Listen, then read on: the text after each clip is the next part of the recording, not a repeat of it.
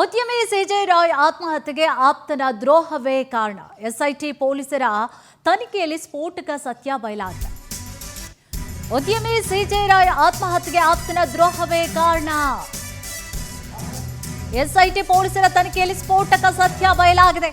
ತನಿಖೆ ನಡೆಸ್ತಾ ಇರುವಂತಹ ಎಸ್ಐಟಿ ತಂಡಕ್ಕೆ 2 ಪ್ರಮುಖ ಕಾರಣಗಳು ಪತ್ತೆಯಾಗಿದೆ. 12 ದಿನಗಳಲ್ಲಿ ಮ್ಯಾಜಿಸ್ಟ್ರೇಟ್ಗೆ ವರದಿಯನ್ನ ಸಲ್ಲಿಸಲು ಸಿದ್ಧತೆಯನ್ನ ಮಾಡಿಕೊಂಡಿದ್ದಾರೆ. ಆಪ್ತನನ್ನ ನಂಬಿ ಬನ್ನೇರುಘಟ್ಟ ರೆಸಾರ್ಟ್ ಅನ್ನ ನೀಡಿರ್ತಾರೆ ರಾಯ್. ಆದ್ರೆ ಆತ ಸಿಜೆ ರಾಯ್ ಅವರಿಗೆ ಕೋಟ್ಯಾಂತರ ರೂಪಾಯಿಯನ್ನ ವಂಚನೆ ಮಾಡಿರ್ತಾರೆ. ಈ ಬಗ್ಗೆ ಆಪ್ತನ ವಂಚನೆಯ ಬಗ್ಗೆ ದೂರನ್ನ ಕೂಡ ಕೊಟ್ಟಿರ್ತಾರೆ ಸಿಜೆ ರಾಯ್. ಗೆಳೆಯನ ದ್ರೋಹದಿಂದಾಗಿ ರಾಯ್ ನೊಂದು ಕೊರಗಿದ್ರಂತೆ. ಇನ್ನೊಂದು ಕಡೆ ಸಾಯುವಂತ 3 ದಿನ ಮೊದಲೇ ಆಡಿಟ್ ಕಂಪನಿ ಕೈಕೊಟ್ಟಿತ್ತಂತೆ. ಐಟಿ ಆಫೀಸರ್ಸ್ ಆದಾಯ ಮೂಲದ ಬಗ್ಗೆ ಲೆಕ್ಕವನ್ನು ಒಪ್ಪಿಸಲು ಒತ್ತಡವನ್ನು ಕೂಡ ಹೇರಿದ್ರಂತೆ. ಇದರಿಂದಾಗಿ ತೀವ್ರ ಮಾನಸಿಕ ಒತ್ತಡಕ್ಕೆ ಒಳಗಾಗಿ ಖಿನ್ನತೆಗೆ ಜಾರಿದ್ರು ಅನ್ನುವಂತಹ ವಿಚಾರಗಳು ಇದೀಗ ಬಹಳಷ್ಟು ದಿನಗಳ ನಂತರವಾಗಿ ಸಿಜೆ ರಾಯ್ ಯಾಕೆ ಸೂಸೈಡ್ ಮಾಡಿಕೊಂಡು, ಅಷ್ಟು ರಿಚೆಸ್ಟ್ ಪರ್ಸನ್ ಅವರು, ಕಾಲ್ ನೆಲದ ಮೇಲೆ ಇಡಂಗಿಲ್ಲ, ಫ್ಲೈಟಲ್ಲೇ ಓಡಾಡೋದು, ಫ್ಲೈಟಲ್ಲೇ ಬರೋದು, ಐಷಾರಾಮಿ ಲೈಫು, ಇಷ್ಟೆಲ್ಲ ಇದ್ದವ್ರು ಯಾಕೆ ಮಾಡಿಕೊಂಡ್ರು ಸೂಸೈಡ್ ಅನ್ನುವಂಥ ಪ್ರಶ್ನೆ ಇತ್ತಲ್ಲ, ಈಗ ಉತ್ತರ ಸಿಕ್ಕಿದೆ. ಇದೇ ವಿಚಾರ ಸಂಬಂಧವಾಗಿ ಹೆಚ್ಚಿನ ಡೀಟೇಲ್ಸ್ ಅನ್ನ ಕೂಡ ನೀಡ್ತಾ ಹೋಗ್ತಾರೆ ನಮ್ಮ ಪ್ರತಿನಿಧಿ ವೆಂಕಟೇಶ್. ವೆಂಕಟೇಶ್, ಸಿಜೆ ರಾಯ್ ಅವರ ಆತ್ಮಹತ್ಯೆ ಪ್ರಕರಣಕ್ಕೆ ಸಂಬಂಧಪಟ್ಟ ಹಾಗೆ ಏನೆಲ್ಲ ಅಪ್ಡೇಟ್ಸ್ ಲಭ್ಯ ಆಗಿದೆ, ಯಾವ ಕಾರಣಕ್ಕೋಸ್ಕರ ಅನ್ನುವಂತಹ ವಿಚಾರಗಳು ಗೊತ್ತಾಗಿದೆಯಾ ಏನು? ಕುಸುಮ, ಕಳೆದ ಕೆಲವು ದಿನಗಳ ಹಿಂದೆ ಆತ್ಮಹತ್ಯೆಗೆ ಶರಣಾಗಿದ್ದಂತಹ ಉದ್ಯಮಿ ಸಿಜೆ ರಾಯ್ ಅವರ ಈ ಒಂದು ನಿಗೂಢ ಸಾವಿನ ಪ್ರಕರಣಕ್ಕೆ ಸಂಬಂಧಪಟ್ಟಂತೆ ಎಸ್ಐಟಿ ಅಧಿಕಾರಿಗಳು ಕೂಡ ತನಿಖೆಯನ್ನು ಮಾಡಿದರು.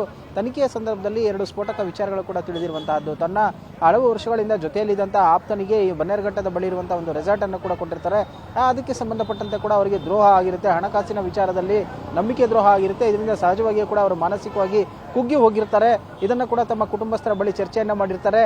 ಆದರೆ ಎಲ್ಲೋ ಒಂದು ಕಡೆ ಏನು ನಂಬಿದಂತಹ ಗೆಳೆಯ ಈ ರೀತಿಯಾಗಿ ಮೋಸ ಮಾಡೋದಲ್ಲ ಅನ್ನೋಂಥದ್ದು ಕೂಡ ಅವರಿಗೆ ಬಹಳ ಆಘಾತವನ್ನು ಉಂಟು ಮಾಡಿರುತ್ತೆ. ಅದಾದ ಬಳಿಕ ಕೂಡ ಏನು ಒಂದು ಎಸ್ಐಟಿ ಅಧಿಕಾರಿಗಳ ಒಂದು ತನಿಖೆಯ ಸಂದರ್ಭದಲ್ಲಿ ಮತ್ತೊಂದು ವಿಚಾರ ತಿಳಿದು ಬರುವಂತದ್ದು ಏನಂತ ಹೇಳಿದ್ರೆ, ಆದಾಯ ಇಲಾಖೆ ಅಧಿಕಾರಿಗಳು ದಾಳಿಯನ್ನು ಮಾಡಿದಂತಹ ಸಂದರ್ಭದಲ್ಲಿ ಕೆಲವು ಲೆಕ್ಕ ಶೋಧಗಳನ್ನು ಕೇಳ್ತಾರೆ. ಲೆಕ್ಕ ಶೋಧ ಅಂತ ಕೇಳಿದಂಥ ಸಂದರ್ಭದಲ್ಲಿ ಒಂದು ಆಡಿಟ್ ಕೂಡ ಕೈಕೊಟ್ಟಿರುತ್ತೆ. ಅದನ್ನು ಯಾವ ರೀತಿಯಾಗಿ ಅವರು ಮುಂದೆ ಮನವರಿಕೆ ಮಾಡಬೇಕು, ಈ ಲೆಕ್ಕಗಳು ಸರಿ ಇದೆ ಅನ್ನೋದನ್ನ ತೋರಿಸಬೇಕು ಅನ್ನೋಂಥದ್ದು ಕೂಡ ಅವರಿಗೆ ಗೊತ್ತಾಗೋದಿಲ್ಲ. ಇದು ಕೂಡ ಅವ್ರಿಗೆ ಒಂದು ಒತ್ತಡವನ್ನು ಹೆಚ್ಚಿಗೆ ಮಾಡುತ್ತೆ. ಹಾಗಾಗಿ ಸಹಜವಾಗಿಯೂ ಕೂಡ ಈ 2 ಅಂಶಗಳು ಕೂಡ ಅವರನ್ನ ಬಹಳ ಮಾನಸಿಕವಾಗಿ ಕುಗ್ಗಿಸಿ ಹೋಗುತ್ತೆ. ಹಾಗಾಗಿ ಅವರೊಂದು ಆತ್ಮಹತ್ಯೆಯನ್ನು ಮಾಡ್ಕೊಳ್ಳೋದಕ್ಕೆ ಮುಂದಾಗಿದ್ರು ಅನ್ನುವಂತಹ ಒಂದು ವಿಚಾರ ಕೂಡ ಗೊತ್ತಾಗಿರುವಂತಹದ್ದು. ಸದ್ಯ ಈ ತನಿಖೆಯ ವರದಿಗಳೇನಿದೆ, ಈ ವರದಿಗಳ ಆಧಾರದ ಮೇಲೆ ಈಗ ಮ್ಯಾಜಿಸ್ಟ್ರೇಟ್ ಕೋರ್ಟ್ಗೆ ಒಂದು ವರದಿಯನ್ನ, ಚಾರ್ಜ್ ಶೀಟ್ ಅನ್ನು ಸಲ್ಲಿಕೆ ಮಾಡೋದಕ್ಕೂ ಕೂಡ ಈಗ ಅಧಿಕಾರಿಗಳು ಮುಂದಾಗಿದ್ದಾರೆ. ಎಲ್ಲರೂ ಕೂಡ ಒಂದು ಮಾನಸಿಕ ಒತ್ತಡ ಹಾಗೂ ವ್ಯವಹಾರವಾಗಿ ಏನವರು ನಷ್ಟವನ್ನು ಅನುಭವಿಸಿದ್ರು, ಅದಕ್ಕಾಗಿ ಈ ರೀತಿ ಆಗ್ತಿದೆ ಮಾಡ್ಕೊಂಡಿದ್ರು ಅನ್ನುವಂಥದ್ದು ಕೂಡ ಗೊತ್ತಾಗಿತ್ತು. ಆದರೆ ಈ 2 ವಿಚಾರಗಳನ್ನು ನೋಡ್ತಾ ಇದ್ದಂಥ ಸಂದರ್ಭದಲ್ಲಿ ನಂಬಿಕೆ ದ್ರೋಹದಿಂದ ಅವರು ಮಾನಸಿಕವಾಗಿ ಏನೊಂದು ಕುಗ್ಗಿ ಹೋಗಿದ್ರು, ಹಾಗಾಗಿ ಆತ್ಮಹತ್ಯೆಯನ್ನು ಮಾಡ್ಕೊಂಡಿದ್ದಾರೆ ಅನ್ನುವಂಥದ್ದು ಈಗ ಮೇಲ್ನೋಟಕ್ಕೆ ಗೊತ್ತಾಗ್ತಾ ಇರುವಂತಹದ್ದು.